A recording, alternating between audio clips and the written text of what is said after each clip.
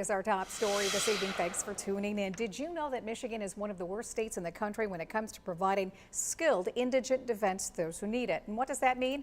Well, it's when the court appoints an attorney for poor defendants who can't afford one. Now, the problem has been that not all appointed lawyers have the skills and resources available to do an adequate job. So lawmakers passed two bills last night to address that problem. And tonight, Joe Khalil tells us why this may stop the wrongfully accused from going to jail.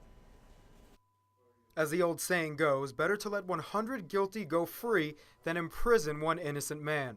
Here in Michigan, as Ingham County District Judge Thomas Boyd says, the reality is quite the opposite. Michigan has struggled with really the best way to provide lawyers to poor people accused of crime. There may be cases where a lawyer with those resources can provide effective representation, but there's no safeguards in place to make sure that happens every time.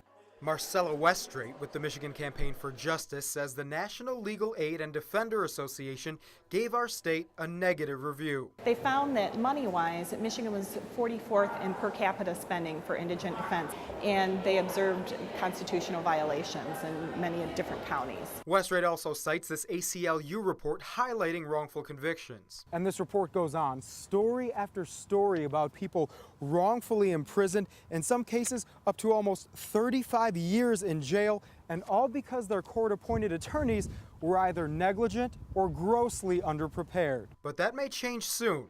Weststraight says two bills now headed to the governor's desk address the problem. What the bill does will allow this new commission to create standards that all of the defense systems will have to meet. But Judge Boyd says we're only at step one. Imagine us as a big ship going in the wrong direction for 50 years.